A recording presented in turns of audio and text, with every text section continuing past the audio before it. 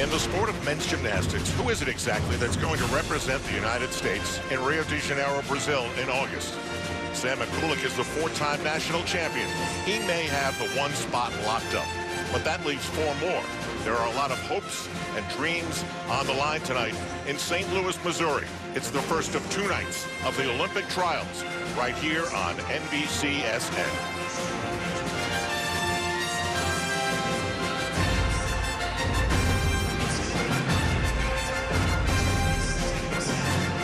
NBC Sports presents the 2016 U.S. Olympic Trials. This, in fact, is a gateway to those Olympic Games in Rio de Janeiro. The proud gateway arch has hung over this city since the early 60s. It's a symbol of greatness, and that's what these men hope to achieve here tonight. This is the Chaffetz Arena on the campus of St. Louis University, and we begin 4 consecutive nights of coverage. For the men, it's the Olympic Trials. For the women, it's their national championship. And Sam Mikulak, for 4 straight years, has been in the zone, and he wants to get back to the Olympic Games, and he's in very good shape right now. But after him, there are some different stories.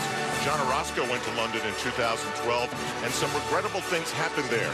Getting back for a second chance, that's one of the hardest things to do in sports. And then there's Paul Ruggieri. He was given the tough task of being an alternate in 2012 when you don't even go to the Olympics themselves. He's trying to gear up to change a little history here tonight in St. Louis. Good evening, everybody. I'm surrounded by gold medalists tonight. Al Trautwig with Tim Daggett and Nastia Lukin. Tim, big picture. Over the course of tonight and Saturday, what's going on? Well, basically, they're choosing a team.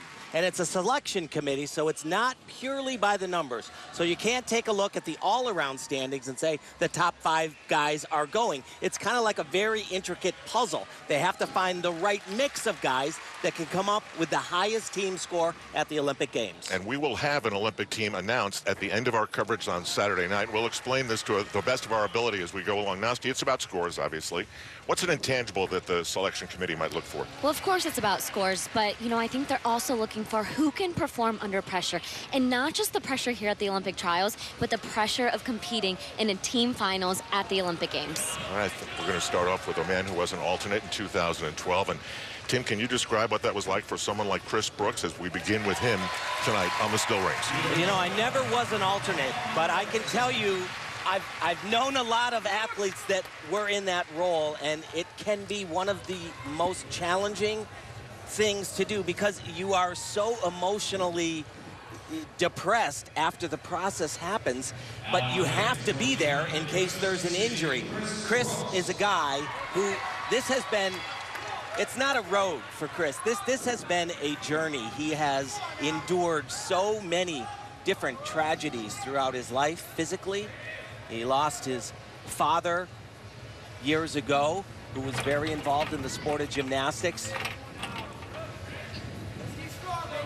But it's really all about the journey.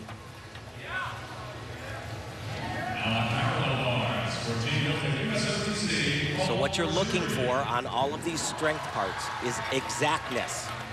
And do you hold it a complete 2 seconds each one? Is he thinking that he has to be perfect tonight?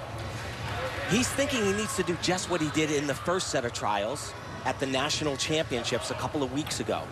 He had the best meet of his life. 2 nights in a row, hit all 6 routines. And we'll be talking about this all night long, Al. Still rings, he's a little bit off here. See, his arms are spreading. A little bit tired at this point in time. Different events are important for different people.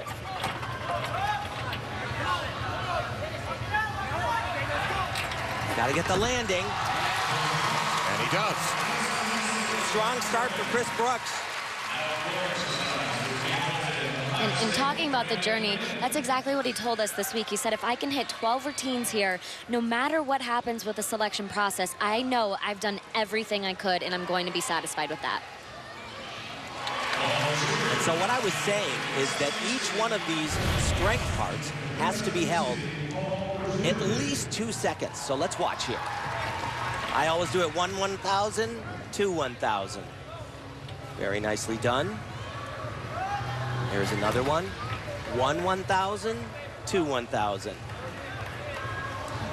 And those judges, they are ruthless. If you are off, they will deduct Merce. So watch his arm, his right arm, it's sliding out to the side. And when you have a very wide base in a handstand like this, it gets really difficult to control the rings. He's tired at this point because basically he gassed himself a little bit on making sure those strength parts were done so well. It's a good-looking score by our count. Only 1.225 of deductions, 14.775.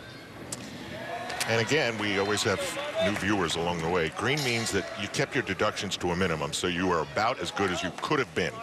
Then you start getting into trouble when you're looking at 1.4 to 1.9 in deductions, and then things can go bad after that. And now John Orozco. And this is one of those very, very big routines for John Orozco. He's got to perform really well on parallel bars, high bar, and they would love to see a huge routine from him on pommel horse as well, but this is big.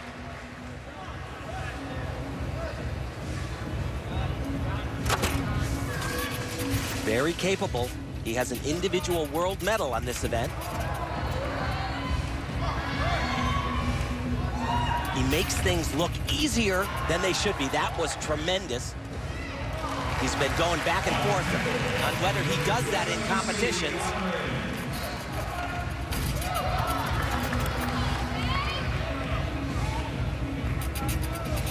Another big release right here.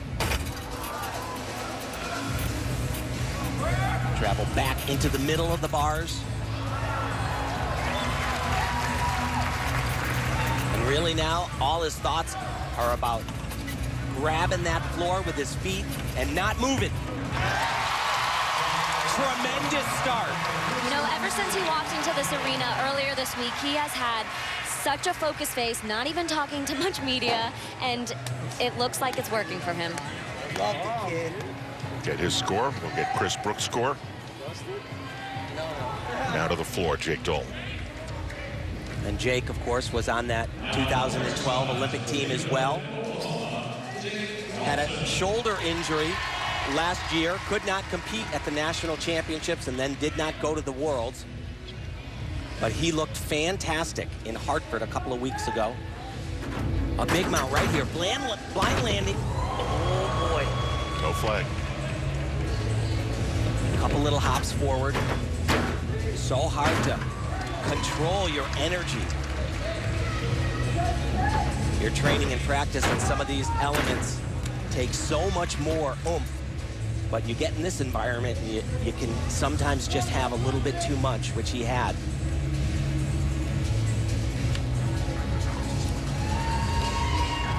But this is another one of those key routines that we're going to be seeing today.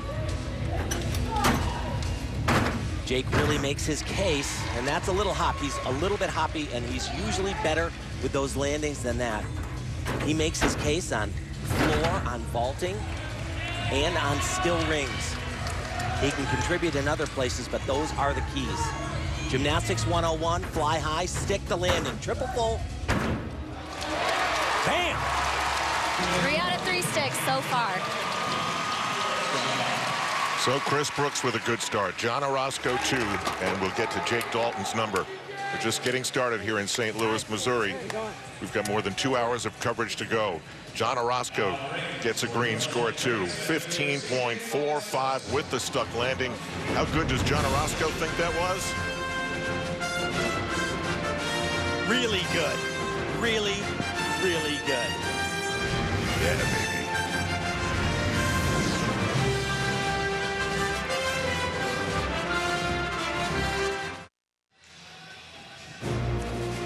NBCSN's coverage of the 2016 U.S. Olympic Gymnastics Trials is brought to you by Smuckers. With a name like Smuckers, it has to be good. By Tide. Find the Tide that's right for you at Tide.com. If it's got to be clean, it's got to be Tide. And by Samsung, proud partner of the Rio 2016 Olympic Games. Al Tim Nastia and Andrea Joyce also with us tonight. Jake Dalton gets a huge 15.525 that he applauds. So we've got Some gymnasts off to a really great start tonight in night one of the Olympic trials. There's the men's national team coordinator, Kevin Majajka, and when the competition is over on Saturday night, he and 5 other men will go in a room and will be busy. They will be very busy, and they'll be selecting. You got a whole bunch of people: Dennis McIntyre, Yoichi Tomita, then the athlete rep right there, David Durante, Kip Simons, and the FIG Technical Committee President, Steve Butcher, on the end. All 6 of them will go into a room. Actually, Dennis McIntyre does not have a vote, but he's got a very strong voice, and they're going to hash this thing out. They're going to know a lot after tonight, because this is the 3rd night of competition in this trials process. And as the night moves along, we will show you how this team will be constructed in theory. Now, there was the Hom era, the Blaine Wilson era. This is the Sam McCulloch era. Yeah, 4 years in a row, national champion.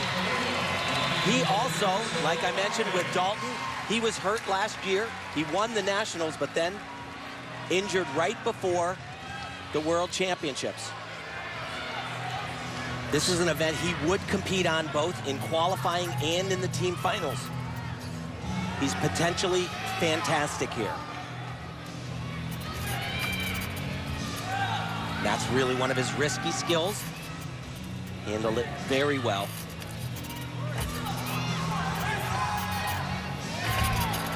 Beautiful. Now watch this. He'll travel the entire length of the bars. Awesome. It's called a Bafsar, named after the great U.S. Olympian Raj. Has a really light look on parallel bars. Just the dismount remaining. Double front. Oh, baby, and that was so completely off right from the start. It's lucky he didn't get hurt. Wow, and that fall is a full point off. Now, how solid is he right now? Does a mistake like that change where he is? Absolutely not. You know, Sam McCulloch is the best gymnast in the United States, and if he is on his A game, he is one of the best in the world. Let's see what happens here. He just leans way too far forward. His shoulders just came so far forward that he was not able to push back. Look at how far his shoulders go forward, and he's not able to push back at all. He needed to start opening what we call the shoulder angle much earlier. That right there is a full point deduction. Team Sam. Oy.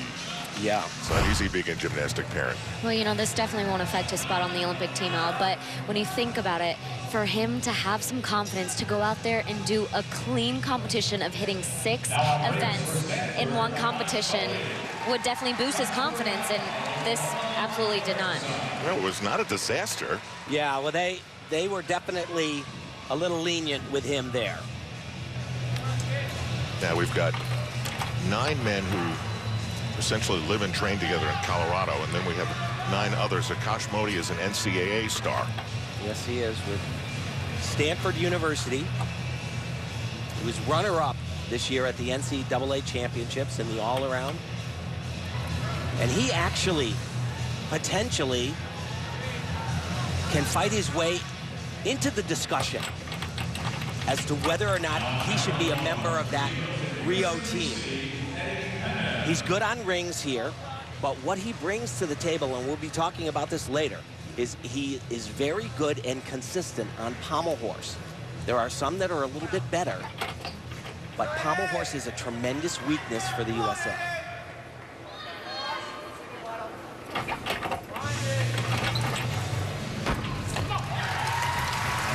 Little hop on the landing.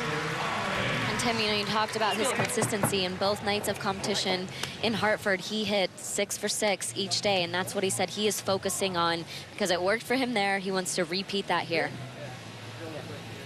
Over the floor, we're about to watch Stephen Legendre. He recently became a dad, and he was the other alternate. There was Nadur, there was Chris Brooks, and Stephen Legendre. And if you want to hear and feel, and you will feel, how important this opportunity is for him, just listen. We do gymnastics not only for ourselves, but for our families, our friends, our fans, and, you know, so it's I know they'd be, sorry, you know, I don't know, just they'd be more proud than I would be. And that's what's swirling on inside of him right now. If you don't got chills, folks, check your pulse. Good Lord.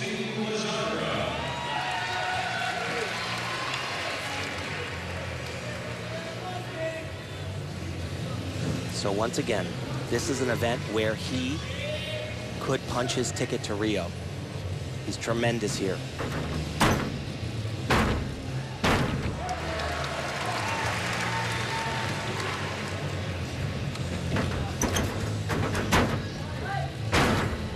Really nice. 2.5 twisting double.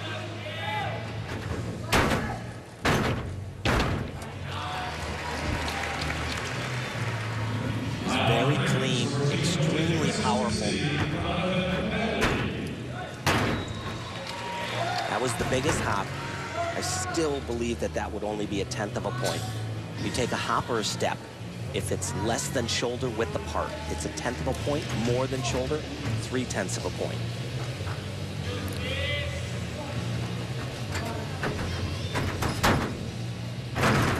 You know, he was so close in 2012. He told me, I don't have a single regret. I do nothing differently. I've just used it all these years for motivation. Big dismount. Oh my. Wow. Wow. And that's how you impress the selection committee. That another phenomenal routine right there. Nice job. Nice job.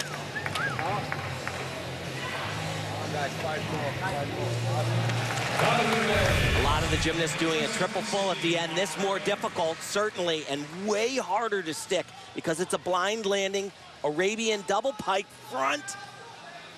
Yeah, baby. And by the way, his 4-month-old daughter, Cameron, what a peanut she is. Wow. And Modi got severely deducted for a 14.175. A lot of these gymnasts would be brought to tears when they talk about how their family would feel about their success because of how much the support they got in the early years, like Donnell Wittenberg's relationship with his mom.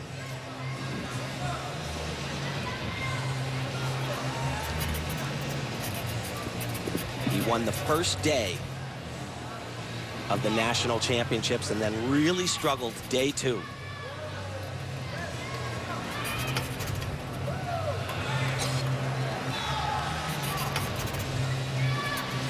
Watch the height.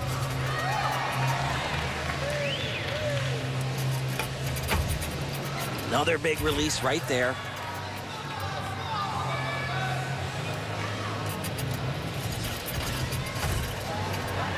For Donnell, he does the same type of dismount that we saw Sam McCulloch just fall on. Sam got a little bit off on his front uprise right here. This is the element. Now, make sure he gets a good block off those bars. I don't know if I've ever seen this many sticks at a competition for these guys. What a good sign. And there's Mom, who swears Donnell was spinning in the womb when he was going inside. Stephen Legendre gets a very nice 15.5. But Tim, does the chemistry of the 5 guys factor in at all? No, it does, absolutely. But look at this unbelievable air and just rock solid.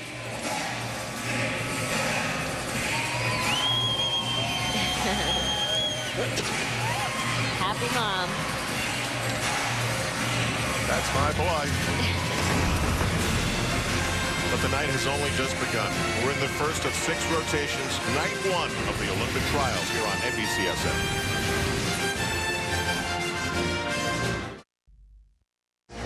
Biggest score of the night turned in by Donnell Wittenberg, 15.7. So he's doing everything that he can do to punch his ticket to Rio in August. There is a way that you can guarantee a spot with scoring here, but no one has been able to do that. Top 3 and 3 apparatus and top 2 in the all-around, either at the championships or here at the Olympic trials. So you can impress at every turn with every landing. with every move.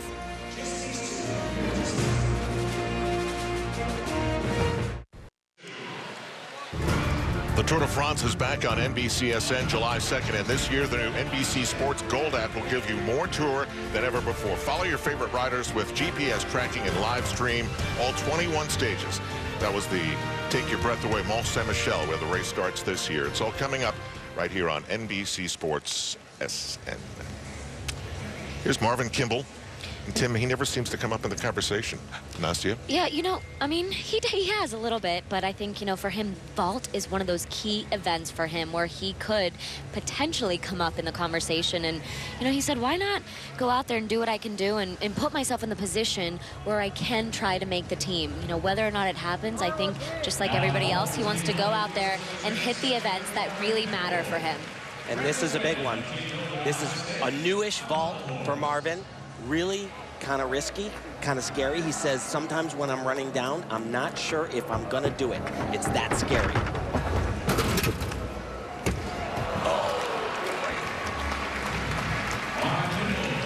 And that's what happens, you know, this sport, it's all about risk and reward. Takes a big risk, doing very difficult vault, but cannot find the ground. It's a great vault. Tremendous power, very quick off of the table, gets good height, and he makes it easy. He just needed to come out of that position and ready himself a little bit sooner for the landing. But once again, that's a full point off when you sit all the way down or when both hands touch the ground. He should be opening his body, lifting his chest up right there. He scoots his feet underneath him. And then it's all about balance, and there's too much weight in back of his feet, and it's done. Come on, Donnie. There we go. See if John Orozco can keep his good night going. And this is, remember, another one of his routines. He is keying in on parallel bars, high bar, and then a little bit later, floor exercise.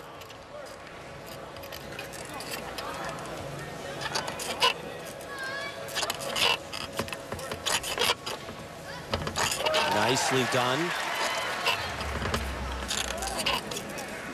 Now, this is very tricky, what's coming up here. Try to do it in combination. Really good.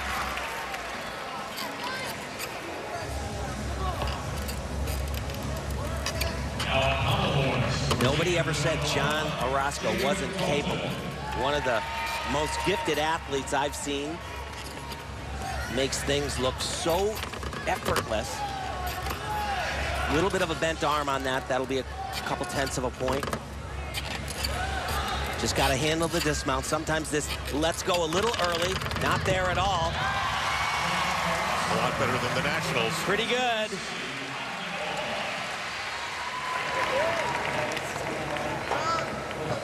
Still smiling. Yes, he is. And Marvin Kimball did get deducted over 2 points, so that's a 13.975.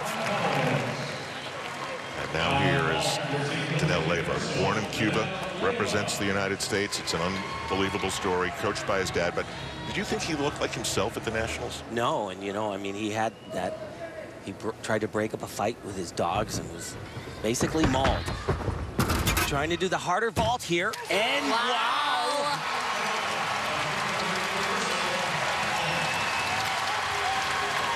Look at that reaction.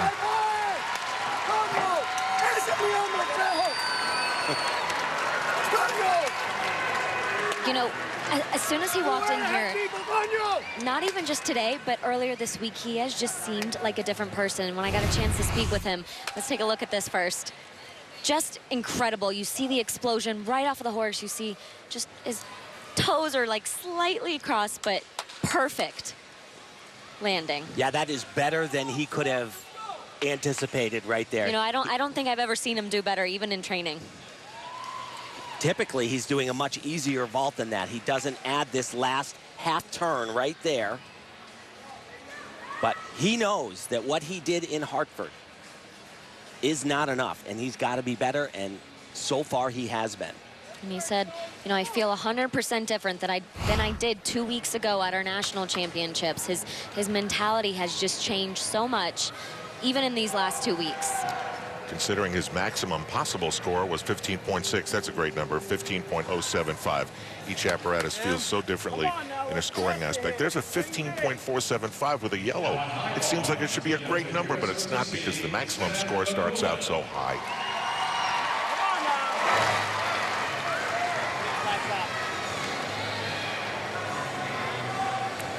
And you know, Al, when you start off rough, or with a big mistake like Sam did, it can be really daunting, especially when you have an event like this, because this is jam-packed and it's hard, it's tricky, it's complicated.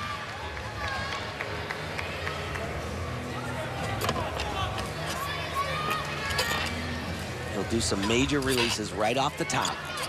This one in the laid out position. Got it.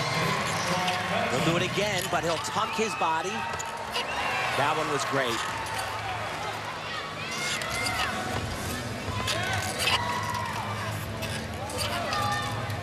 Another tricky combination, and he goes the... Oh my goodness. And this is disastrous.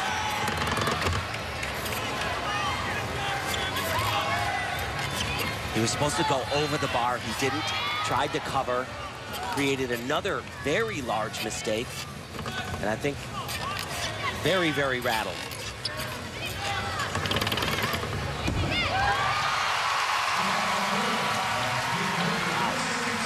That's 0 for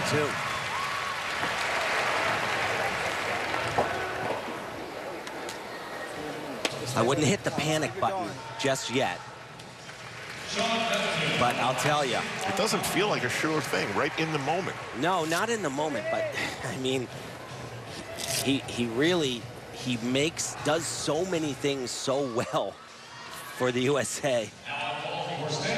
This is what he did tremendously. This is called a full twisting Kovacs in a laid out position named after Cassina from Italy, Olympic champion. And then he does it again, but he tucks his knees, bends his body. Look at him searching for that bar. Where is it? Latches on. But this is what went wrong. He's supposed to continue traveling over the bar. Watch, he'll shoot his body, do a full turn. He should go over the bar, falls the wrong way. That's a ½ a point deduction. Then he does this. That's an extra swing, 3/10 of a point, and then that is just a whole lot of badness right there. Tim, what causes that? Is it a lack of concentration? Is it a strength thing? Is it a confidence thing because of what happened in the first rotation? No, I think that was a little bit of concentration. He just got a little out of the moment. I also think he tried to be a little too perfect on that skill, that shooting skill with the full twist to a handstand. 2.4 deductions. So that is a very un-Sam Mikulak 14.3. And you know, that's exactly what he told us earlier this week. He said the last few months I've been in shape physically. So now I just have to have that mental preparation. And maybe that's what he's lacking a little bit of. Now our first look at Eddie Penev. And this is an event where Eddie has improved quite a bit. But where he could factor in is along with Jake Dalton and Paul Ruggieri, floor exercise and vaulting. Very good on those events. Whew, that was far. And that's actually really tricky combination.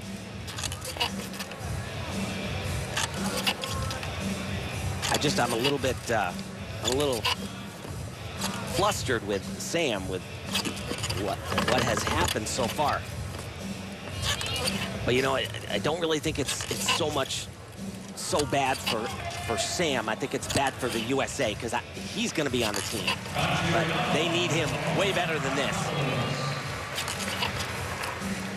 So like I said, this isn't an event that Eddie is looking to super contribute to the team, but he does his job. And that, in every case, is going to be a positive for the selection committee. Yeah, they know he's not going to compete on high bar in team finals at the Olympic Games, but they just saw him go out there, deal with the pressure, and get the job done.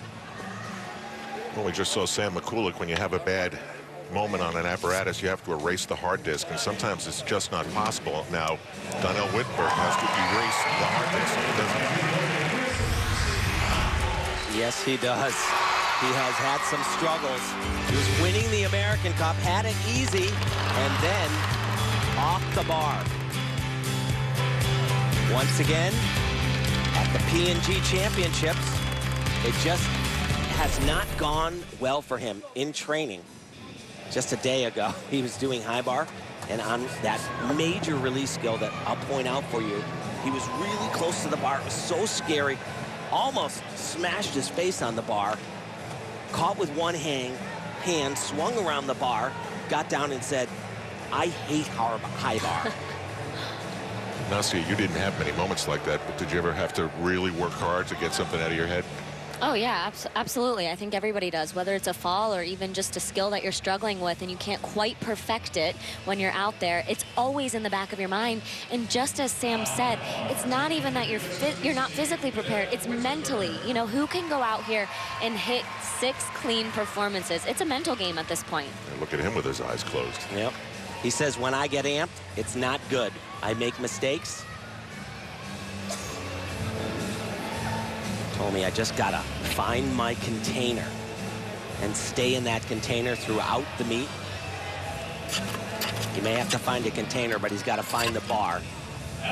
Coming up right here. This is the big release. Oh, baby. He caught that at the bottom.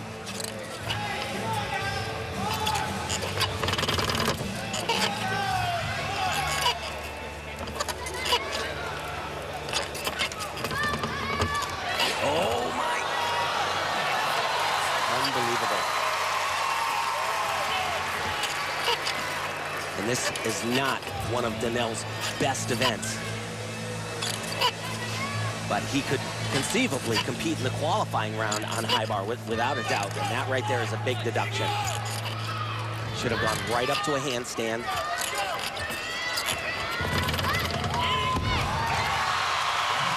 Oh, the crowd loves the way he fought through it. Just imagine the strength that it took to save that from coming off the bar.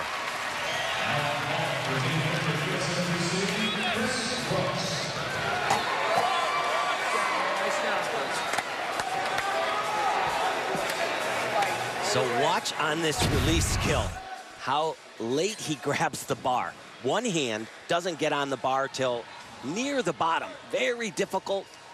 He's going to reach out, and that right hand will get on, and then right there. And then, like high bar has been for Mr. Whittenberg lately, just doesn't get that hand all the way around the bar. Look at the legs. You see they're apart, they're bent. Both of those should be deductions. That should be 6/10 in form. But he didn't give up. That's for sure. Dismount, double twisting, double somersault, 2 flips, 2 twists. And I don't know about you, Al, but I don't want this guy mad at me.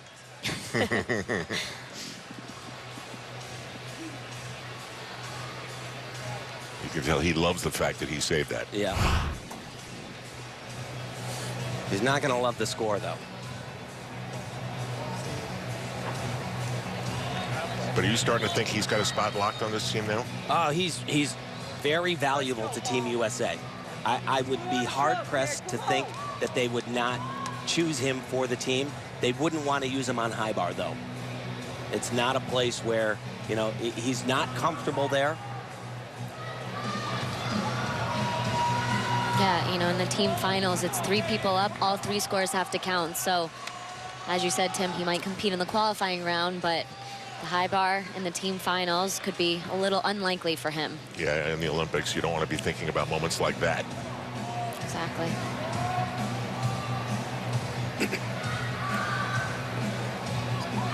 Taking a while for the score, and that always means that the judges are talking.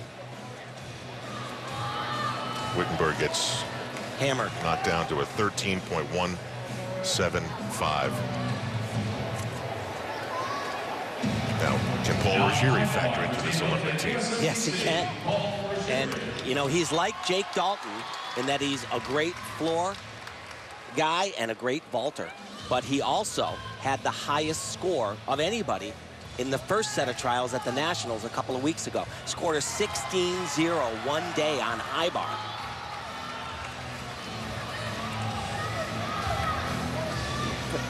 He's been an alternate many times, and he's finally trying to erase that spot and make it on the team this year. Once again, that same release we saw from Wittenberg. No, actually, he does it tucked, and he, unbelievable.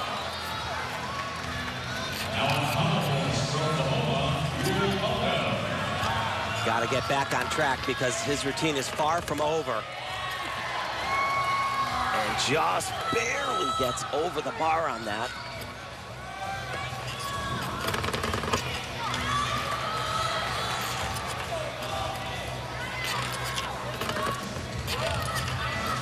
I'll tell you what, pommel horse and high bar, they decide a lot of national champions, a lot of Olympic champions, world champions. You got to be good on those events. Is there a chance that that one routine cost him a spot on the team? That hurt him a lot. Absolutely. That hurt him a lot. And that's how fragile this whole thing is. And now Ruggieri only has one more chance on Saturday night to impress Kevin Majajka and the rest of the committee. So here's that release. Does it in a tuck position, and it's fine. A little bit close to the bar. As you see, he almost taps his head on the bar, but then he doesn't have enough momentum to carry him over. When you do that right there, that's a 5/10 of a point deduction for falling the wrong way, and he's got form on top of it.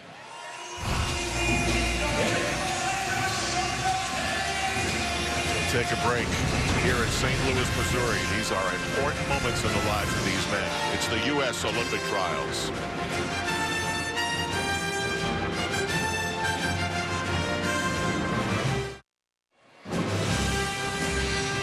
Oh, there's so much going on in that man's mind. That's John Orozco.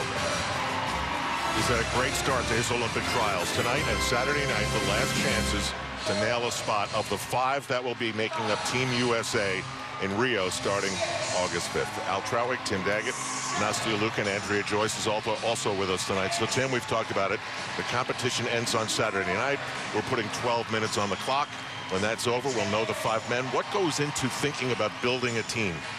Well, you know, they basically got to start off, and I believe even though we've seen Sam McCulloch not look good at all tonight, I still think that he is going to be on that team. He helps so much. So you put him on that team, and he contributes on 5 events. There's another guy who hasn't done that great tonight as well, who is just too valuable to leave home. That's Donnell Wittenberg. He is so tremendous.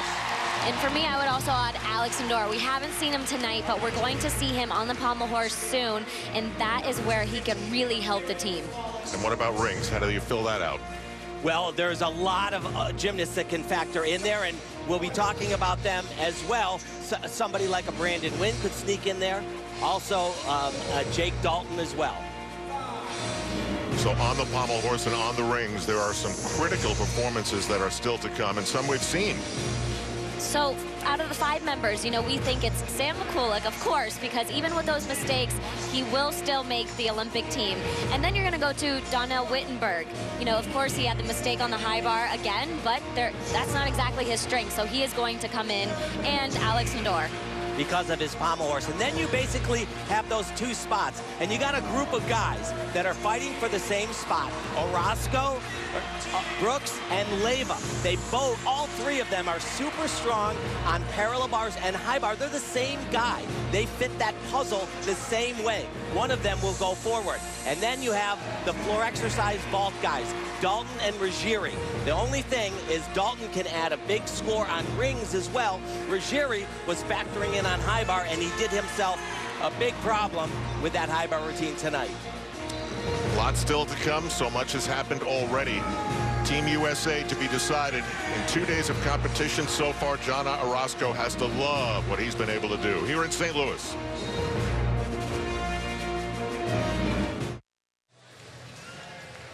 Olympic trials night 1 at the Chaffetz Arena at the St. Louis University campus.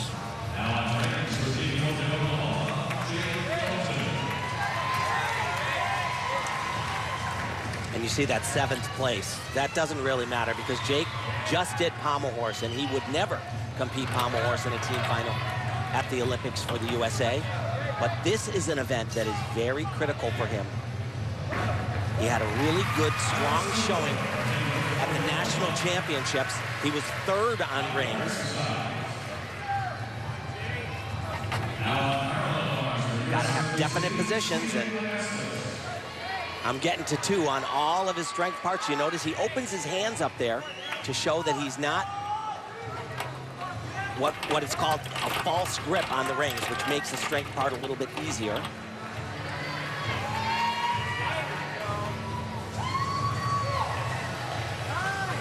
Just physically exhausting to hold these skills and to not move at all. And now it's all about honing in on that landing. Double-double. Wow. So on 2 of his really critical routines, Jake Dalton has rocked the house night 1 at the Olympic trials.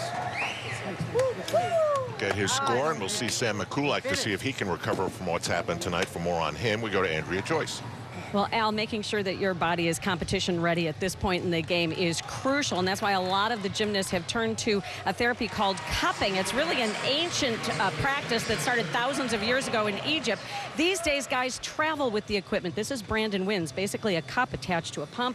You put it on your skin, you create some suction, it increases the blood flow, and then it also helps to heal your sore muscles. The only downside, and we did see this a couple of weeks ago with Sam Mikulak at Nationals, is that you develop these kind of funky looking circular bruises, but both Sam and Brandon told me that they are huge fans of cupping. They do it regularly. You don't see the evidence that much on Sam right now simply because he's got a pretty good suntan going, and Al, I'm told that for the non-athletes, it's an excellent remedy for a hangover.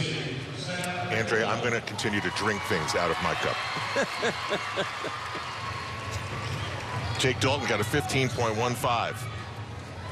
And that's lower than I thought it would be, to be honest, comparative to how they were judging at the last Nationals. Still happy, though. And Sam really needs to get his act together like that.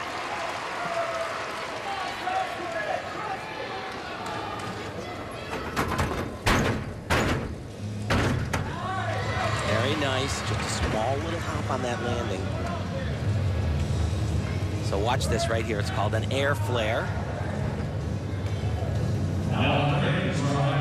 That gives him 4/10 of a point, that one skill.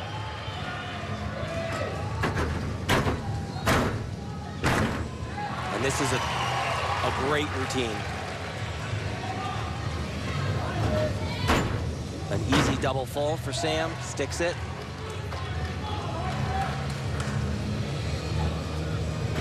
Once again, this is an event that they would use Sam Mikulak on. We saw Jake Dalton stick this dismount.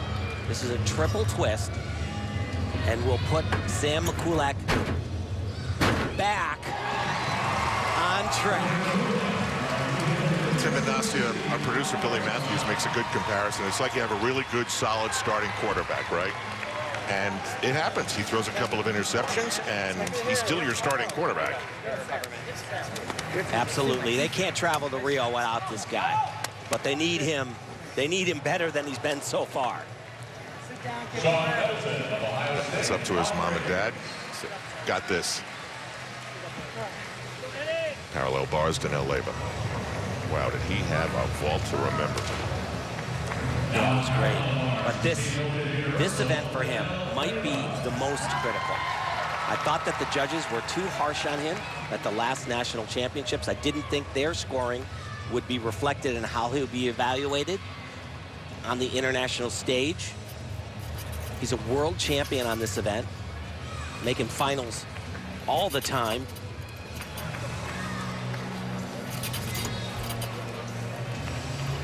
Now what? Really nice underbar work. Beautiful giant Diamondov with an extra turn. This is where he lost the most in the last competition. A little cleaner this time, I would say. Dismount. Double front, little bit of a hop. Very good, but he can be a little bit better there. Well, how about this for a turnaround? On the floor exercise, Sam Mikulak gets a 15.65. We'll take a break. This is night one of the Olympic trials. By Saturday night, we'll know which 5 men represents USA in Rio.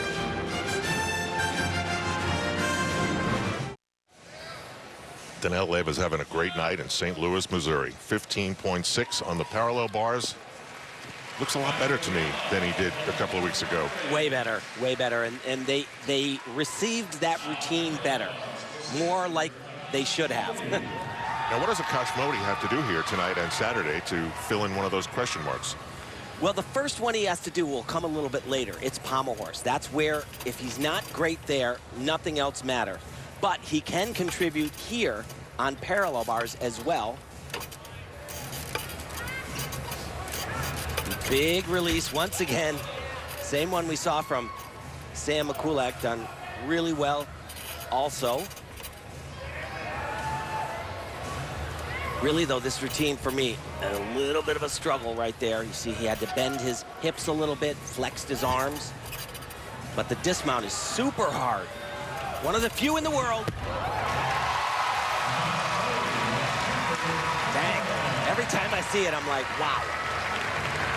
Now, a lot of people do double backs, but very few do it with a full twist. Under the floor, Danelle Wittenberg. See if he can put the high bar and what happened there in the rearview mirror.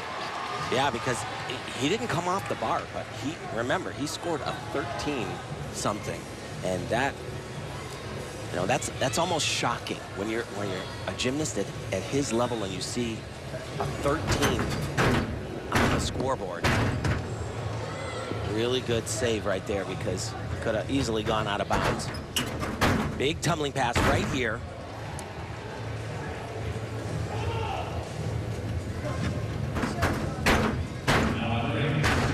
So if you're wondering, it almost looks at times like the men are rushing to get through their floor routines, and they are, because they have a maximum 70 seconds that they can stay on the floor exercise, and they've got to jam all of these passes in this routine.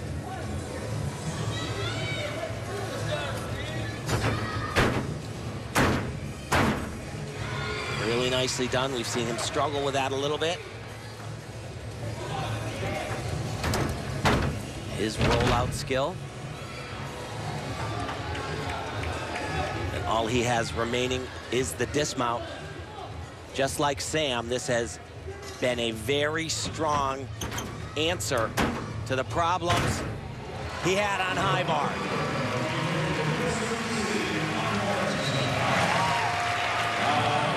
There are definitely times when we see a score and we're not sure what it means in the scheme of everything here at these Olympic trials. As Akash Modi gets a 15.225 on the parallel bars. It's a little high in the deduction department. Meanwhile, Come on now. we have an Olympic champion, more than just sitting next to me here in the house. Let's go to Andrea Joyce and Paul Hom. I found one of my own, Al, 2004 Olympic all-around champion, Paul Hom. You are here in St. Louis coaching a junior, but I have to ask you, even though you haven't competed in a couple of years, several years, yes, how difficult is it still to be on the sidelines in a competition like this?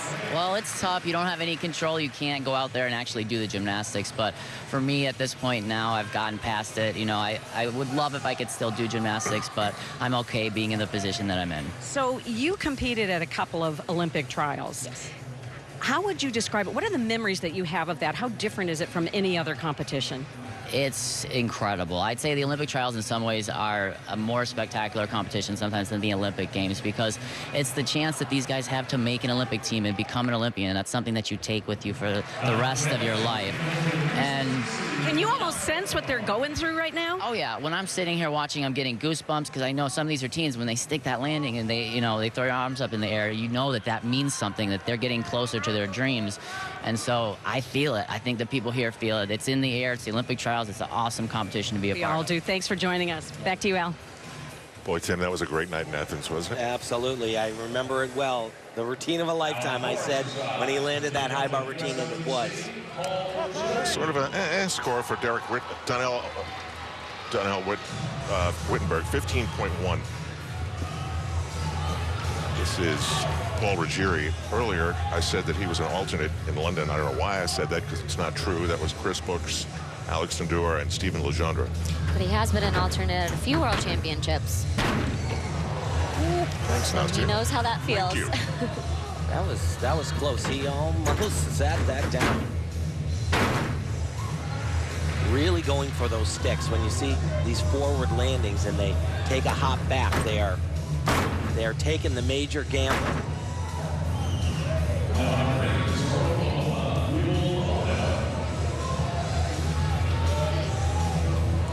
You have to do a skill like that, a pressing type skill. It's a requirement. You can fulfill it different ways, but on each apparatus there are 4 categories of skills that you have to perform. That is one of them. A lot of combination tumbling.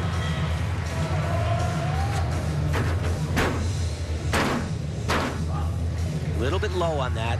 Kind of was able to save it though. Just a small hop on the landing. Triple full as well. It was a very good routine. Had some slight little balance checks throughout the exercise, but it's going to get a very good score for him.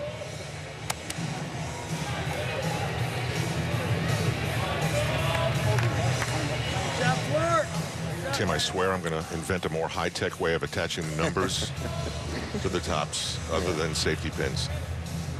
Now Chris Brooks. You know, it was interesting. He, of course, finished second in the all-around just a few weeks ago at the National Championships. But as we talked about at the top of the show, even if he finishes second or third here, that doesn't necessarily guarantee him a spot on the Olympic team. Because you got to fix the hole, fill the holes of where Team USA needs help. He can help tremendously here. He was the national champion from the 2 meets a couple weeks ago in Hartford on parallel bars. He did compete for Team USA at the last World Championships in Glasgow.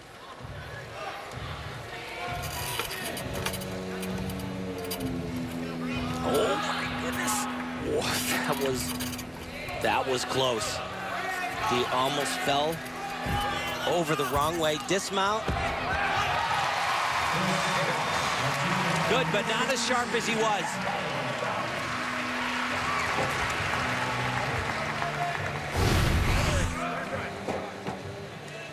So watch this. He does this pirouette, and his heels are past his head. He almost comes off the bar. That would have been really bad. Got back on track right away, though.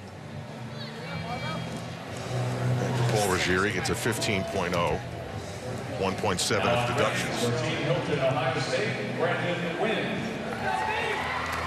That's our first look at Brandon Wynn, and this is his thing. The rings. Yeah, this is definitely where he could help the team out. You know, hasn't necessarily been as strong on the other events, but just watch this because it is pure strength.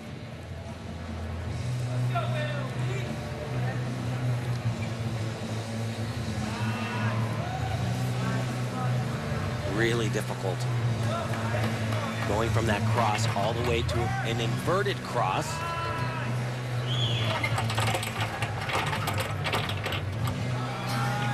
Brandon is a world medalist on still rings. And to do that element right there, so late in his routine, it's incredibly difficult.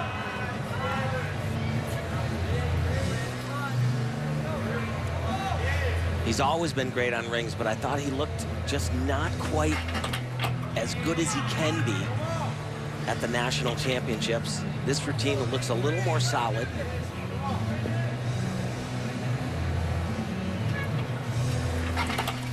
Nice swing to a handstand.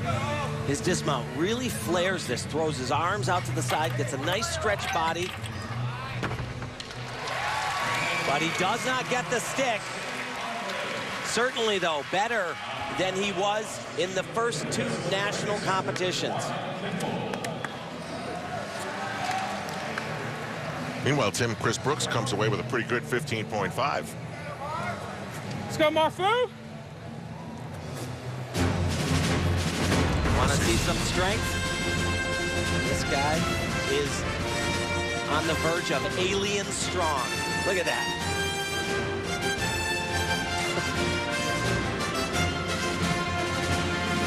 I think he's strong.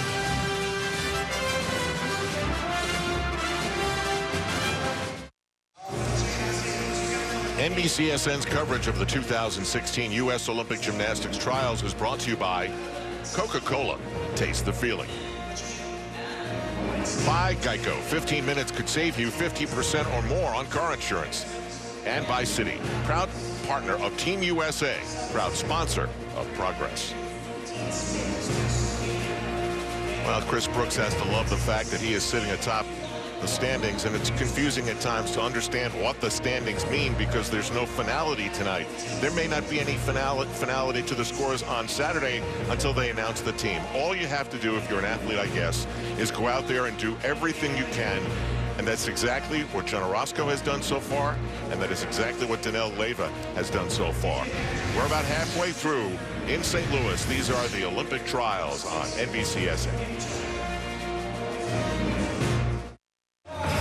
We are on the road to Rio, and we've got you covered. Tomorrow night, the Women's P&G Championships get underway as Simone Biles begins her quest to become the first American woman to win 4 straight all-around national championships. Saturday starts with the men's springboard final and the women's platform final, and finishes here with the conclusion of the men's gymnastics trials. Sunday, jam-packed, as NBC and NBCSN, including the first day of swimming trials from Omaha, featuring Olympic gold medalists Ryan Lochte and Dana Vollmer, and then the finals of the Women's P&G Championships right here in St. Louis. It's getting close. Yeah, it's the first time they've split up the Olympic trials with the men and the women. The men wanted a little bit more time to get ready for Rio, so here we are. And the women always like to go as deep as they can, and that's why we're in San Jose, California in a couple of weeks. So it's been a rough start, but a better last performance for Sam Mikulak. And I'll tell you what, this is a routine that not only Sam needs, but more importantly, Team USA needs him to be at his best. Well, this is the horror apparatus, right? Yes, it is. Well, for the USA, it most certainly is. Great Britain won a silver medal at the last World Championships because they were so dominant on the pommel horse.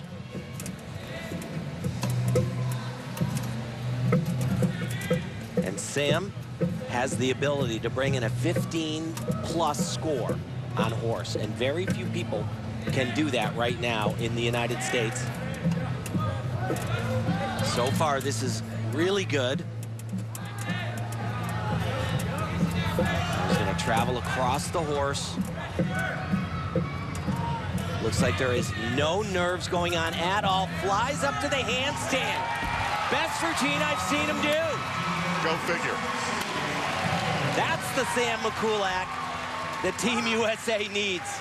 And a fist pump from Kevin Majaika as well. Good hit, Sam. Nice job. Let's get this going, boys.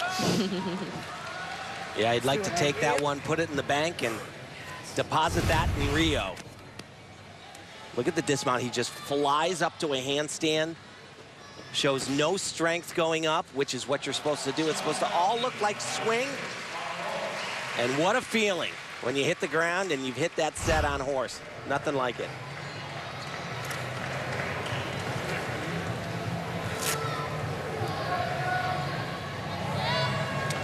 Back to Danelle Leyva.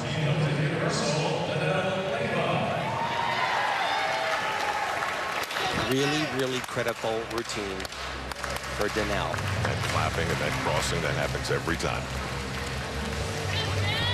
Silver medalist at the most recent Worlds on high bar. The most decorated American gymnast as of late, internationally. And this is where it all gets a little wacky. Watch this one. Laid out position. He'll throw his arms out to the side. Beautiful. Got one more, though. This one equally dynamic. Oh, my goodness.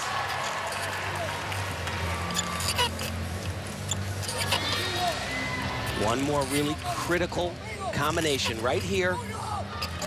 I'll do a release. And he actually made a very wise decision. Did not do that element connected.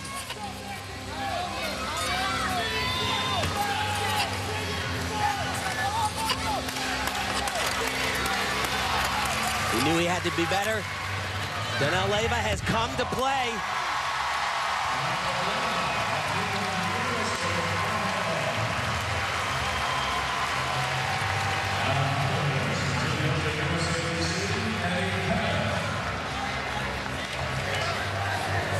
Just seems like a completely different person than we saw 2 weeks ago. I keep saying it, but, you know, talking to him earlier this week, he said, when I heard Sam say that people shouldn't quite write me off so quickly, it was really nice and to be honest, quite motivating when he heard that. A very strong night for Danelle Leyva. He'd love to get back to the Olympic Games for a second time. He's well on the way to doing that. And Sam McCulloch puts up a huge score on the pommel horse.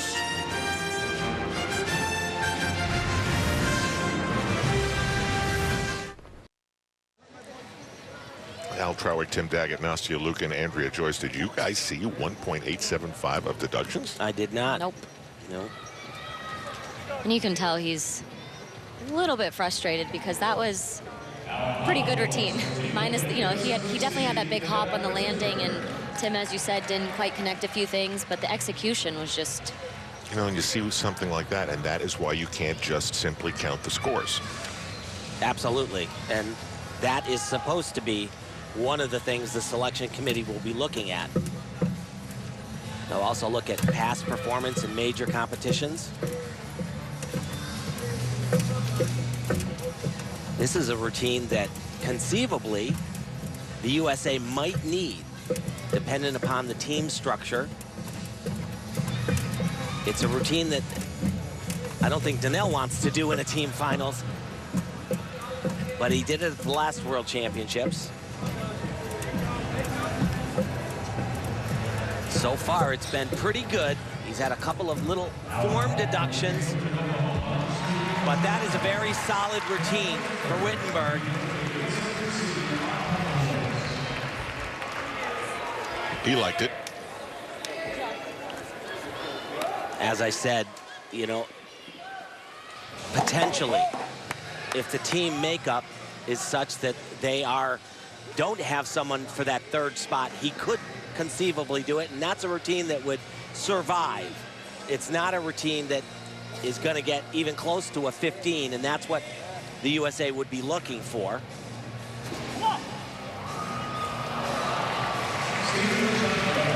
Now we go to John Orozco. There are a lot of reasons to want to go to the Olympics in Rio, but for John Orozco, it's a little personal because he really wants a chance to redeem himself.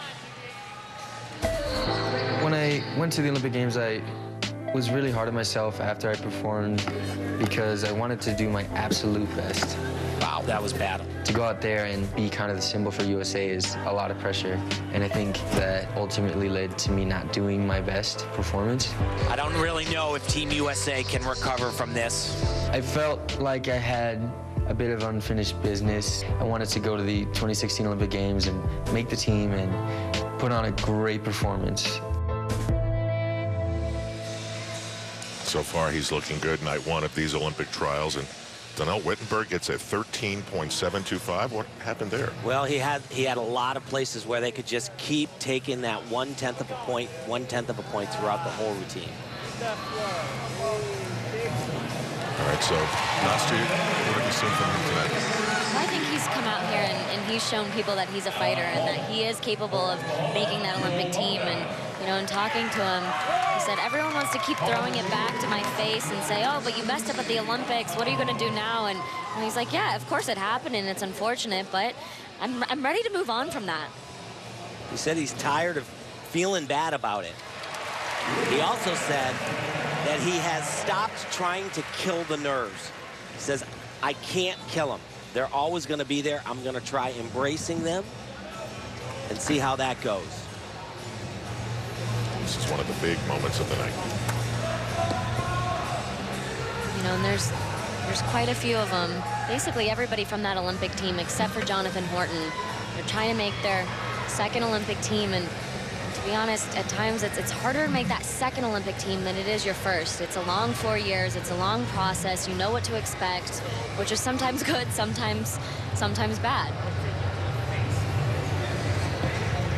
He has made a very good decision. From what I've heard, he's taking out a skill that comes way at the end of the routine that is just very challenging after everything that he had done. It's a smarter strategy, in my opinion. He and his coach, Vitaly Marinich, who you see there, decided to do that. We'll see if that's actually what happens, though. It's been a very, very rough year for John Orozco, though. He lost his mom, Damaris. Torn Achilles tendon for the second time. But if he can do this right here, it will be a very big deal for John Orozco. Up to the handstand, was a little bit off and didn't panic, which is extremely important. Now that's a deduction, though. He paused going up to that handstand. There's another one done very well. Now he's got some one pommel work. Still got work to do. It's a way better routine construction for John Orozco. The dismount up to a handstand, and he'll take that. Will he take that? Well, it's certainly a routine that if he could replicate that at the Olympic Games, they'd be willing to use that. Meanwhile, as that was happening, up on the high bar, we had Chris Brooks. Let's see how he made out. He was leading coming into this fourth rotation. And this is one of those places, it's one of those key routines for Chris Brooks, parallel bars, high bar, where he makes his greatest contributions to the team. We didn't see this because we were following Orozco on pommel horse. Chris is tremendous, though. Beautiful combination. He made the World Finals on high bar in 2015. Had a fall on that event, so ended up in 6th position.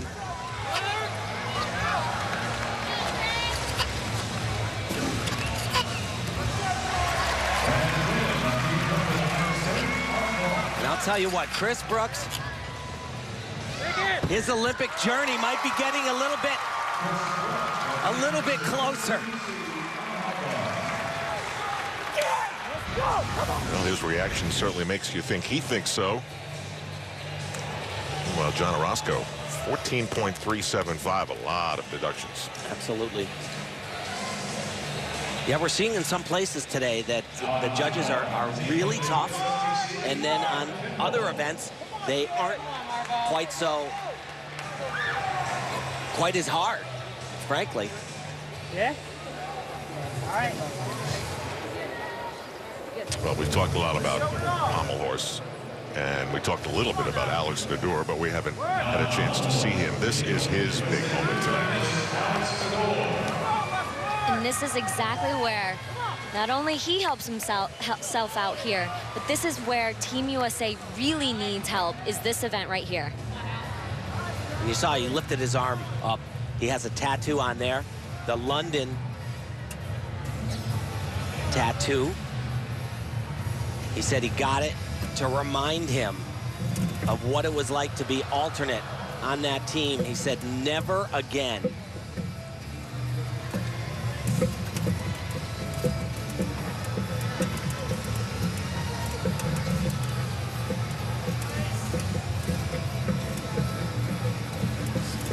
So far, very good. See, he's not just doing the routine. He's doing it with ease and nice body line, good rhythm. Sam was great on horse. That could get a higher score. We spoke to him earlier. He said he's the most confident he's ever been in his life. And after talking to him for a while, I kind of understand where that was coming from. He said he's doing more numbers than he's ever done in his entire career. And then he's realized it's become muscle memory. And so he's more confident than ever. Felt like he just did it at a different speed than everybody else. That could be a life-changing routine for Nador. Back to Jake Dalton. Keep saying it, but that's why we're showing you these guys. This is another key routine for Jake Dalton in being considered for that team. He's capable of getting a huge number here. Really good. Just a small little hop.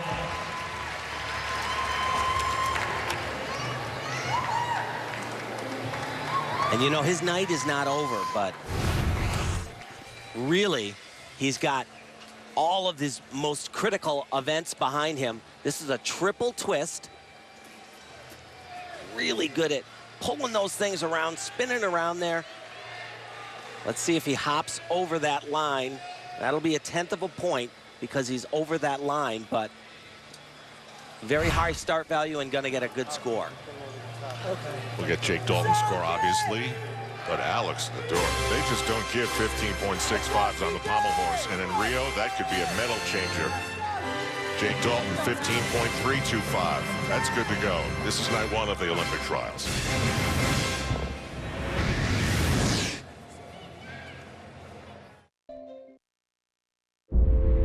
Deep in the heart of Southeast Texas, there's a place like none other, and it births some of the greatest stories you'll ever hear in Olympic sports. NBC Sports Films presents a Team USA hometown story, The Ranch, home of an American sports dynasty, narrated by Kristen Bell. Oh, hey guys! An unprecedented look at USA women's gymnastics, where the athletes train, and the competition for the coveted 5 spots on the Rio Olympic team.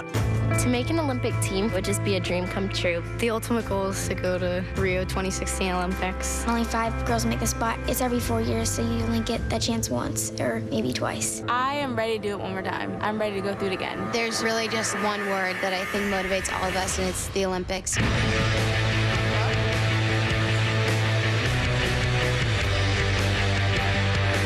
See what it is really like to make the toughest team in the world. The Ranch, home of an American sports dynasty. Friday, June 24th at 8 Eastern on NBC.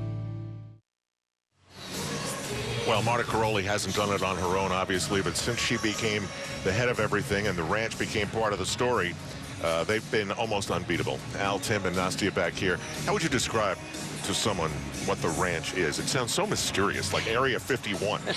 It really does, and I remember the first time that I got a chance to go there, I was 10 years old, and then 8 years later, my Olympic dreams became a reality there. So it's a really special place. Obviously, it's the intensity is high, there's a lot of pressure, everybody's always watching, and you always want to be at your best, but it really is a unique place, and it's really what has built the women's program, where all the success has really happened. Tim, you were there once. What did you see? Well, I mean, it's a factory is what it comes down to. And all around the world, countries would love to be able to clone that system and reap some of the rewards that have come out. The U.S. women right now, they are so dominant. It's hard. They could bring 2, if not 3 teams that could medal at the Olympic Games. It's an amazing story, and it begins to unfold here for the national championship tomorrow night after the ranch at 8 o'clock Eastern time. Chris Brooks, and later we'll be talking about stock up, stock down, stock up on Chris Brooks. He is the leader right now on night 1 of the 2016 U.S. Olympic trials on the road to Rio.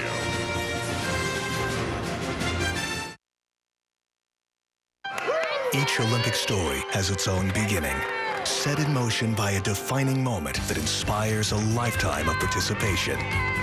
And it's a Gabby gold! Do you want to get started in gymnastics? Start the journey today. Get the gold medals ready.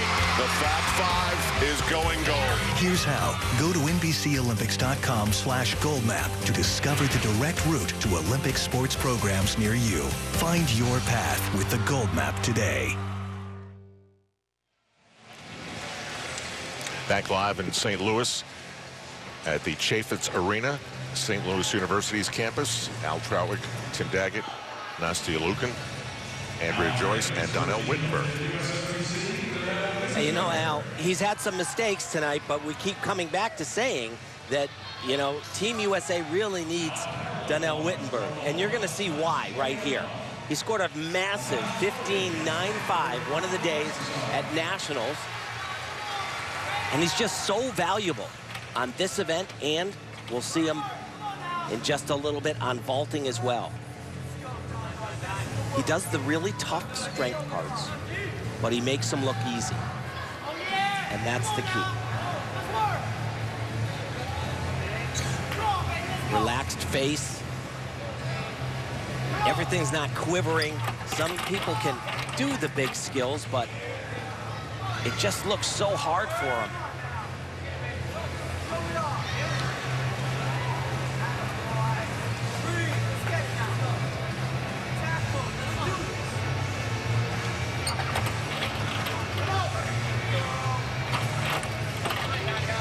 Now he's got a very big dismount.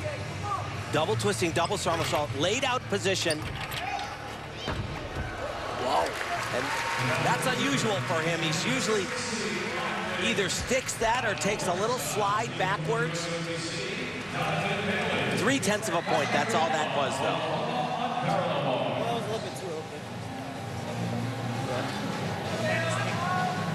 So remember, you gotta hold each thing for 2 seconds. Here we go, 1 1,000, 2 1,000. He's got that one. And then the iron cross, 1 1,000, 2 1,000. No problem. Tim, when you're actually doing that, does it help to actually count it out in your own head? Yeah, except for when you're doing it, you count to 5. Because you're counting so fast? Yeah. Dismount here.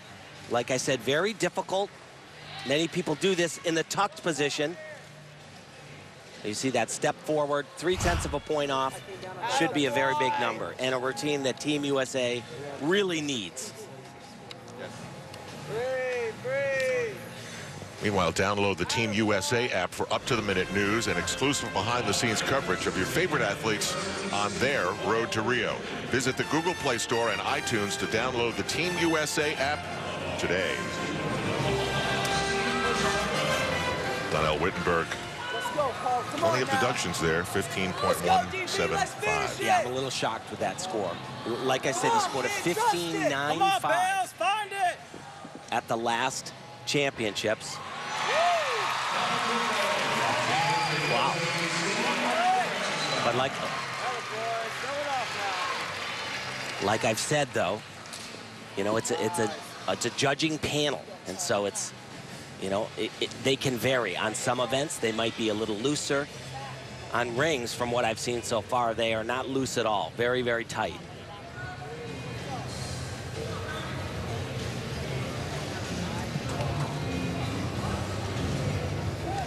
So Chris Brooks has been the most consistently scored athlete tonight.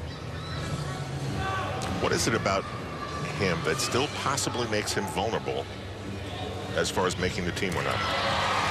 Well, you know, I think as we said earlier, he did finish second place in the all-around at the national championships, but it's about filling in those gaps on those different events. Sure, he's proved that he's been great and consistent all around, but does he fit into the lineup in the team finals? When there's 3 people up on each event and all 3 scores have to count, you have to figure out where exactly he fits in best. And it's a no-brainer. He fits on parallel bars, he fits on high bar. On floor exercise,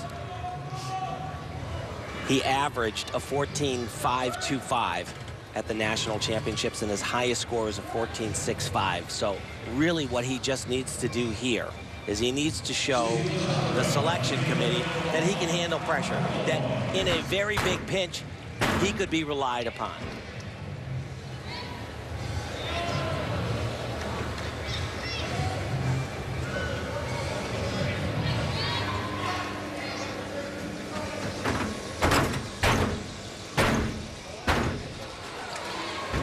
Nice landing position.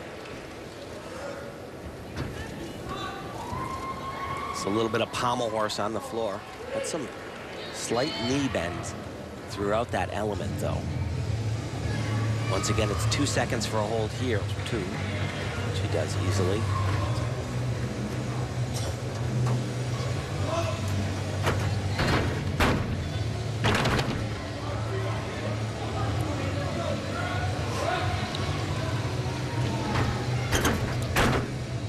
Chris is, like I said, very beat up, so he does these landings. We call them forward landings because his ankles just cannot take the big landings backwards. Just too painful. His dismount once again right there. Another good routine, a solid routine from Chris Brooks. You know, Tim, you talk about him being beat up. He said, you know, earlier that he felt pretty good physically, and a lot of the effort from himself and the medical staff has really paid off because it's allowed him to push the numbers that he needs in order to prepare for this competition. Well, his body may be hurting, but the body language is good. He just screamed out, 1 more to go. Absolutely. Really nice double pike. And watch this. This is called a Maltese. A little bit of that strength work from rings on the floor exercise. That's crazy. Don't you do that? All the time. In the morning, yeah. Usually, to get yourself going. Yeah. Now on rings for team USOTC, John Orozco. So John Orozco has decided to not do the all-around, which I believe is a very smart decision. He was hesitant to do that, but a lot of people counseled him that he doesn't need to show floor exercise, doesn't need to show vault. But if you want to be a part of the team, this is somewhere he could conceivably help the U.S.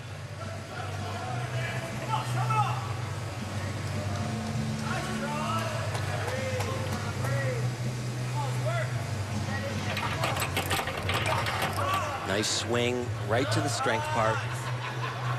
Maybe melted a little bit at the end of that last hold.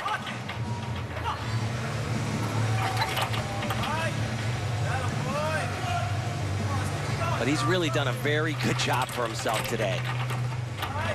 Got through pommel horse, which is critical. Didn't get the score he was looking for. But that was about as good as he could do. Not a routine that they would definitely use in the team finals, but certainly something they could rely on in the qualifying. So he should be totally satisfied what he pulled off here tonight. Yeah, you know, he wishes certainly that he was a little bit better on horse. But, you know, parallel bars and high bar were tremendous for him. And this is good whenever you do it. Stick that landing. So he's actually done for the night. His next event would be vaulting, but like I mentioned, he decided to scratch vaulting and floor exercise. Strong, kid. Let's do it. Not a great score for Chris Brooks, but it's still green. Yep, and it's right about where he's been. And that's really where he's going to stay. And still rings has been a tough place to score. John Orozco 15.05. That's actually a pretty big score relative to some of the other scores we have seen today. Okay, so we talked a lot about Alex Nadur on the pommel horse. Where would he then also contribute? Right here, still rings. I set you up. We haven't seen the big numbers on rings. He says he's the only gymnast in the world presently that has the strengths to be great on pommel horse and rings. And he's pretty correct about that. It's a very unusual combination. The muscles you need to hold these elements kind of get in the way on pommel horse and make you swing a little bit tighter.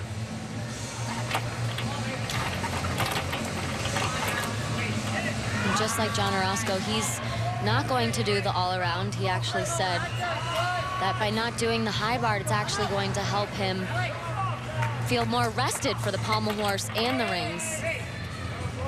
This is pretty darn good for Alex.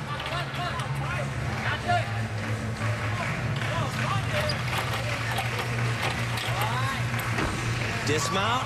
Oh boy, just kind of stood his chest up a little too quickly. But that was a good routine. Very, very good while he's on the event.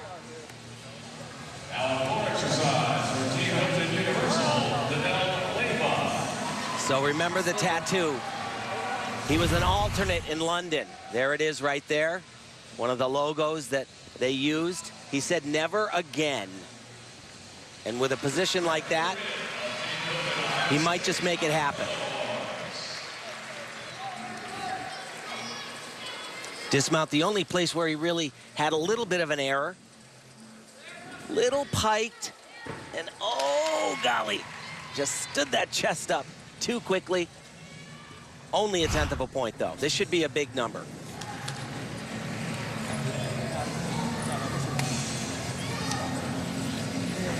Tim, you getting a feeling that things are getting sorted out Donnie. here? Little bit, yes, yeah. I'll take that. There's still a lot of questions, I'll tell you. This committee has got a lot of work. That's good. A lot of work to do. That's what I do it for right there. You see them all on the far right. Kevin Majaika, he's the equivalent of Marta Karoli. He is the national team coordinator. He will, however, take input from the rest of that row, and it will be a vote.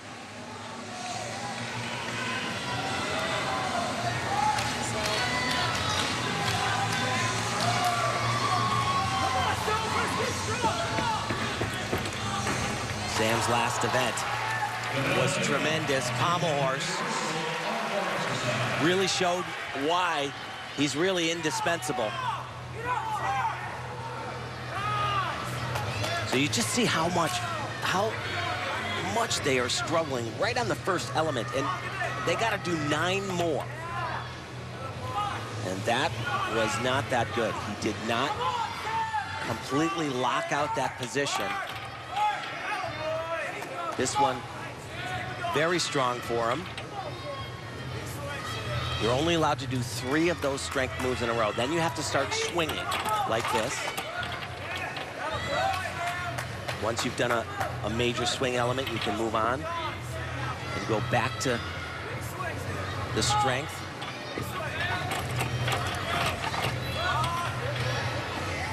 It's really gonna come down to that one strength part, because that could be a very big deduction for Sam. That won't.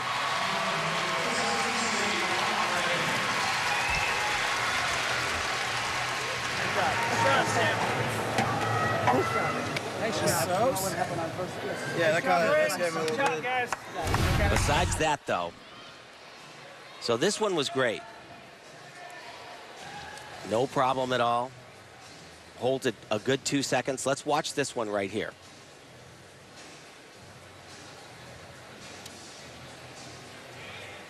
One 1,000, 2 1,000, and he has never stopped. He hasn't frozen that position. But he sure did freeze the landing right here. 2 flips, 2 twists, like a cat in the air. Fights for the landing, too. It wasn't perfect, but should be no deductions on that.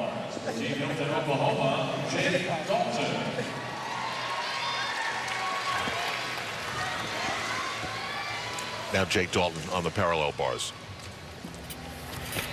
And this is one of those events where Jake can certainly fill in. What you get with Jake is he has an uncanny ability to he just doesn't fall. Little bit of a bobble there, but oh my goodness, I cannot believe. And that was a big mistake because he did a bunch of extra swings as well. His brain is, I'm sure, going 1,000,000 miles an hour right now.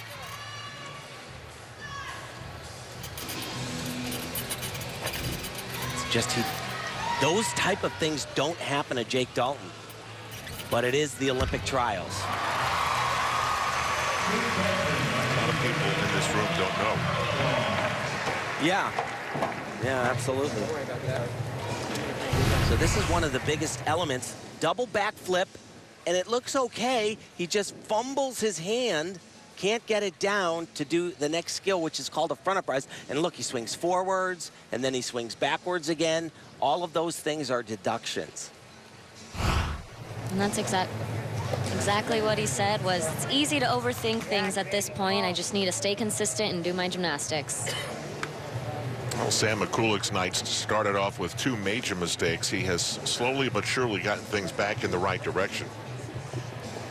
And we'll do the score updates when we come back to St. Louis. We're heading to the 6th and final rotation here on night 1 of the Olympic trials.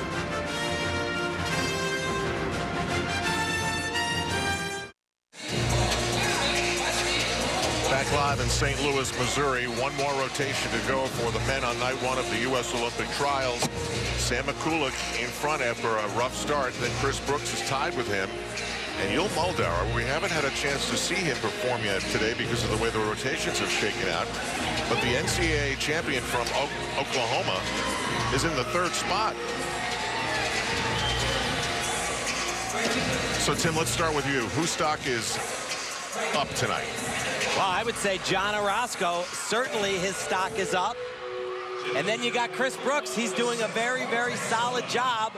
But so is Danelle Leyva. And that's where it gets so confusing. Because remember, we showed that, how the team was going to be put together. Those 3 guys are fighting for the same spot. There you see Leyva. In your mind? I believe so, yes. So, Nasty, who do you have tonight? Stock up. Well, for me, I think Alex Ndor, he went out there and proved that he is capable of doing an amazing pommel horse routine where the Team USA really needs him. Went on to rings, did a great routine there as well, where they could also use him, and now he's going to be on vault, where he's also strong. So, of course, he still has to hit this routine, but, for me, in my opinion, I think his stock is definitely up. So the way this is going to work, Saturday night, the competition will be over. The clock starts, maximum 15 minutes, and then they come out of the room and announce the 5 men who will represent the United States. 1 more rotation to impress, and Chris Brooks and Alex Ndor have definitely done that tonight. These are the Olympic trials on NBCSN.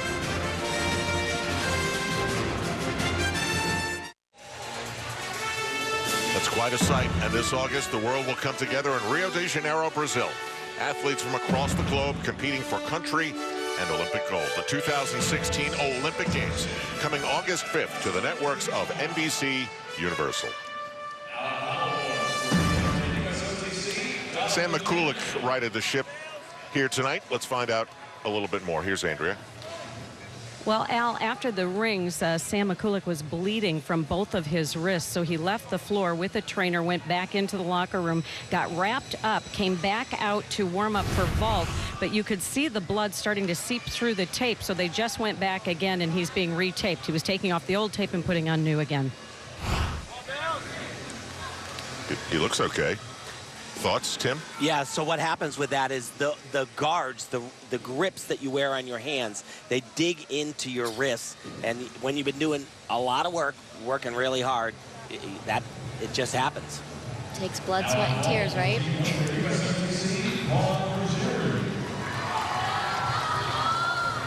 Paul Ruggieri, hopeful. How's he done tonight? He's done a good job. He's done a good job, but he really kind of sabotaged himself a little bit with his high bar routine. Remember, his main competitor is someone like Jake Dalton, who was really good on both floor and vault tonight. And it was good. It was good. Not great. I feel like we've, seen him do it a little bit better, but made it to his feet. Absolutely, and it'll get a nice score.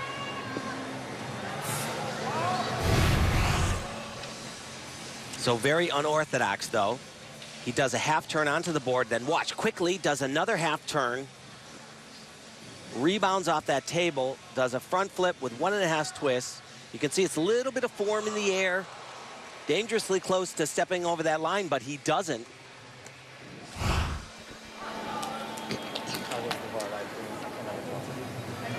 Nosky, this is going to sound mean, but this is a judged sport. Do you think that having tattoos like that is a gamble? I don't know. I mean, I see where you're coming from. It's definitely a judged sport. I think for the women, you definitely have to tape your tattoos. I remember that being a rule. Not that I have any, but, I think it's... I don't think anymore, though. I think it actually used to be a rule that people would be told to do it, but it's a new world, Al. Yeah. All right, let's see if Chris Brooks can put a period at the end of a sentence here tonight.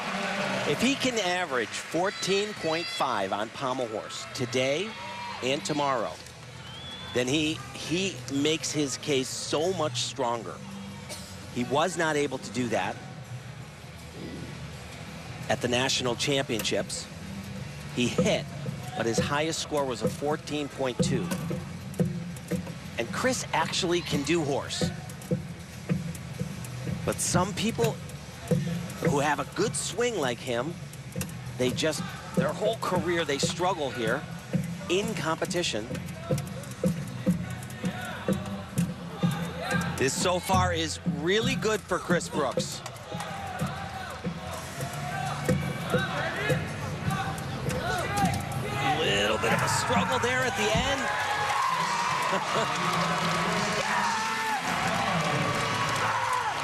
Well, that's 3 competitions in a row, hitting all 6 routines. 2 nights at the national championships a few weeks ago, and of course tonight. He's got 1 more night to go. And it started great, but it got a little bit sloppy towards the end. But I would say that was better than both of the routines he did in Hartford at the Nationals, though. Open my hand. Jamie! Said something about his hand. Yeah. Like he may have hurt it. All right, Alex Nador, great night on pommel horse. Equally on the still rings, this is the capper right here. Absolutely. If he can put this to his feet, same vault we saw Marvin Kimball sit down. A very tricky, very dangerous double pike off of the horse. And that's solid right there. That is a very important thing. If I had to say, if I had to pick the one person who really made his case for the Olympic Games, for being selected, he did it most solidly of any of the competitors. Chris Brooks did not do what you said he needed to do, Tim. No. Now Marvin Kimball. Now Marvin Kimball, Can you have a guy on the team who only gives you 1 apparatus? I don't think so. I do not think so. Especially not when it's only a 5-man team. Before it used to be 6, so they've done it before, of course, with 6, but with 5, I think it might be a little difficult. But he has the potential to be phenomenal on this event. Beautiful. So light. Makes it look so easy. Little bit of a knee bend. This is great gymnastics right here. Really, really good. Well, a little bit of a form break, 0.3 of a point.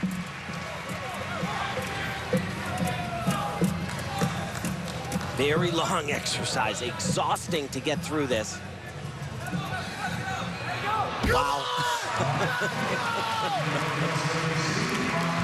His feet just came apart in that one instant, right? Yeah, yeah. But it was a very strong routine. I think it'll crack that 15 barrier. And if you score a 15 on horse, you're in the conversation. Come on, Sam. Now on ball for Team Hilton, USOTC, I'm not quite sure what he's going to do. He's been competing a 2.5 twist all year long. But he did do, as you see that blood right there, he did do a triple full in the warm-ups, and he did it tremendous. My guess is he's doing the whole thing. And he did. And that was tremendous again. Wow. A little Kurt Schilling-like with the blood dripping out behind the bandage.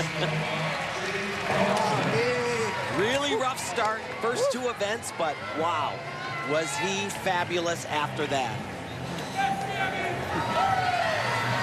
You want to hear a score that complicates things. It does. Marvin Kimball on the pommel horse gets a 15.275. Wow. Love it. Okay, you mentioned from Alex Nador and him back-to-back. That's impressive. Come on, squad! Yeah, Jay! Big vault. There's that triple full. Hasn't been doing that. Had a mild tear of his Achilles tendon right before the 2015 Worlds. Certainly that would affect floor exercise and vaulting. It's just a lot to get done in one piece of air. And he does it easily, landing right in the middle, stays inside of those lines. Oh, I guess you could say Team USA's quarterback, the starting quarterback, is back to throwing touchdowns. You got it. Sam McCulloch, 15.275. Let's do it, He's right back to being a good Just teammate. like at home, kid. Sportsmanship is so evident, and as Tim said before, it's a big part of it. Second look at Eddie Penev. And he is that floor X vaulting combo. Jake Dalton, Paul Ruggieri, he does the same vault we just saw Ruggieri do. Oh, boy. Nearly stuck that. He did in Hartford a couple of weeks ago, one day. Had a great landing.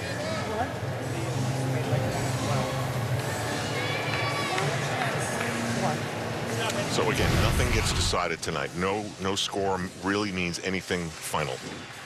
Yeah, they're going to take the 3 meets and they're going to put it into a computer program, and it's going to tell them, first off, it's going to tell them which 5 produced the highest team score. And then they're going to start talking about all these other factors, like maybe an event was too strictly judged or a little bit too lenient, possibly. And they're going to talk about, you know, international experience and how these athletes have done in the past at the major championships, because it matters.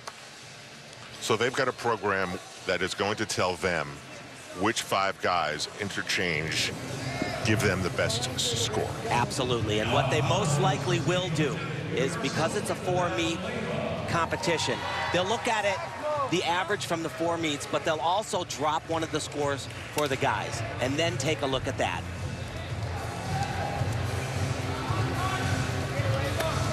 It's been a good night 1 for Danel Leyva. And where he can really set himself apart is this event right here. Because, as we've said over and over again, the U.S. struggles on pommel horse. And if he, like Chris Brooks, is able to come close to that 14.5 number, it will really solidify his chances.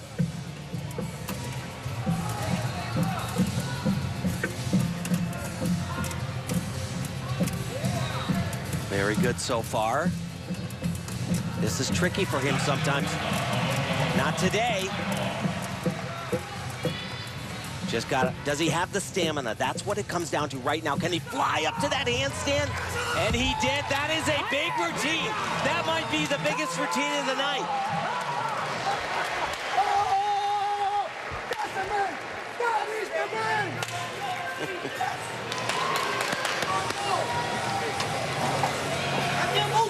Showing a completely different spirit that he did in the world champion at the national championships a couple of weeks ago. And it looks like he even had a thought, you know, this may possibly be happening again. Well, he did just about all that he could do today. This, as I've said, is tricky for him. These are called Russians on the end of the horse.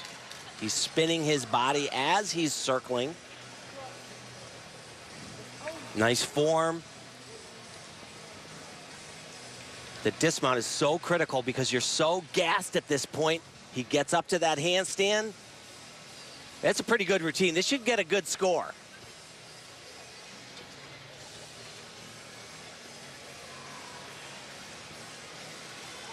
Looks like he just won the lottery. And again, the pommel horse is just mystifying. And this is the second time tonight where he looks up at the scoreboard and says, I don't understand that. But that is big. Like I said, his biggest goal, get over that 14.5, and he did that.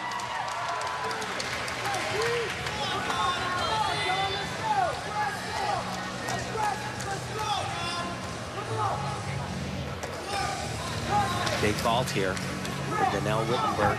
We'll do a double front and then half out of it.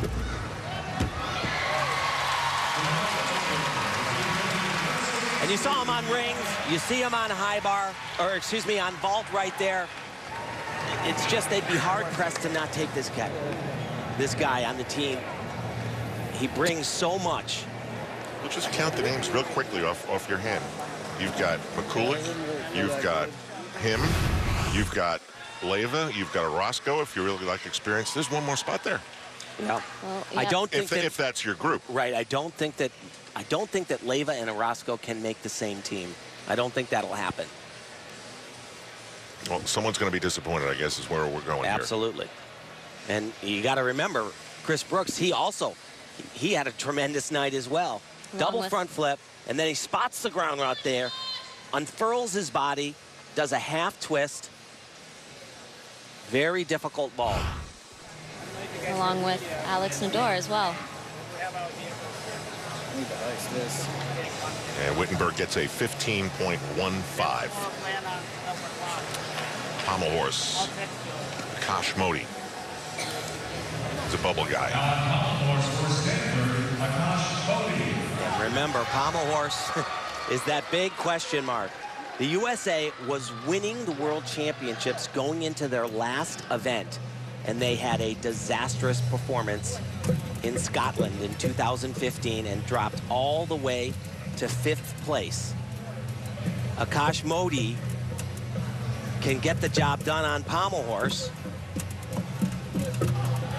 Just has to make it all the way through this routine. Very light on horse. Oh, boy. Oh, that's too bad. And for Akash, that's the biggest mistake he could make all day long. He could have had struggles on any of the other 5 events, but that one right there, that really does damage to his cause.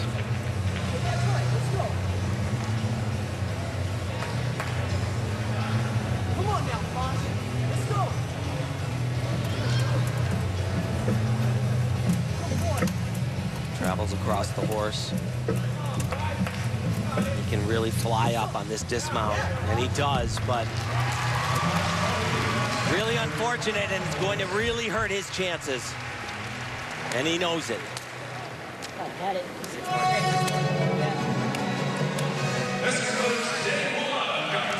And that is going to conclude night 1 of the Olympic trials. Plenty to talk about, of course. What went wrong? What went right? This could be a career-changing moment right here. Yes, absolutely. He was just nowhere even close. He couldn't even get his hand down to gain the balance that was necessary to stay on the horse. That'll really hurt. And 1 hour before tour opening, don't forget about Fan Fest right outside the main entrance of Shea Fest Arena. We'll come back one last time and try to figure out what this all means for Kevin Majika, Team USA, Donnell Wittenberg, Sam McCulloch, Alex Nador. Those are going to be some nervous minutes at the end of Saturday night. But right now, John Orozco's smile is a big one. Back after this on NBCSN.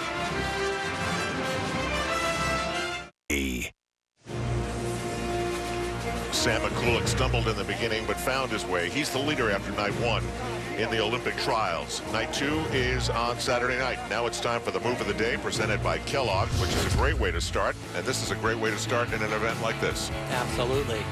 And John Orozco, who has stumbled lately, not tonight. What a start for him on the parallel bars. And someone who really needed to get the job done, was not great at the first national championships, but that darn near perfect. And this pommel horse routine puts him definitely in the conversation. And of course, Jake Dalton came out here in one of his best events. Had an amazing stick to end that floor routine.